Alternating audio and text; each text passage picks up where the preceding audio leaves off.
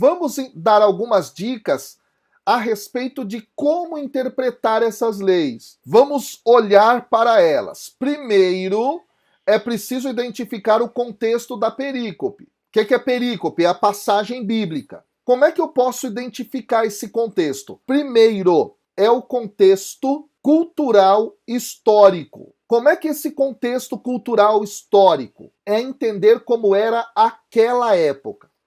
Como é que funcionava aquele período? É você ter informações a respeito da vida das pessoas daquele momento em que a lei está sendo dita, que ela está sendo promulgada. Então você tem que entender a cultura da época, tá?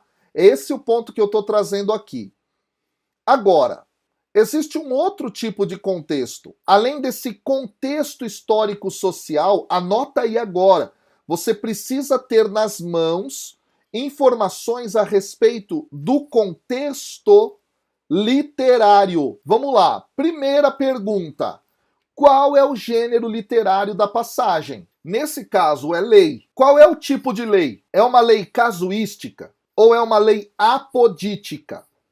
Conforme vimos anteriormente. Segundo, qual é o propósito do livro inteiro no qual aquela lei se encontra? Vou dar um exemplo. O livro do Levítico, que contém lá um conjunto de leis vastíssimo, tem como objetivo fazer com que o povo de Israel fosse santo perante Deus e perante as outras nações. Em outras palavras, que eles fossem diferentes, que eles fossem separados, que é isso que significa a palavra santidade.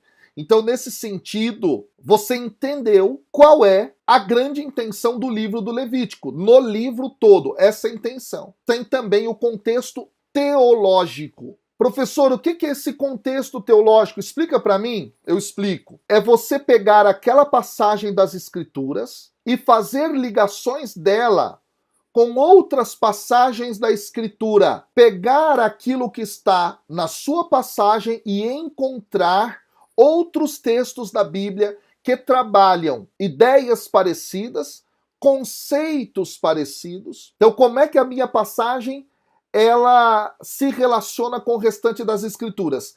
A isso nós damos o nome de análise canônica, de leitura canônica das Escrituras. Por exemplo, o texto de Pentecostes, ele vai justamente dizer que o Pentecostes é para se oferecer a Deus aquilo que você tem de melhor. Então, o dia de Pentecostes se oferece a Deus o que se tem de melhor em vista de um agradecimento a Deus. Olha que interessante.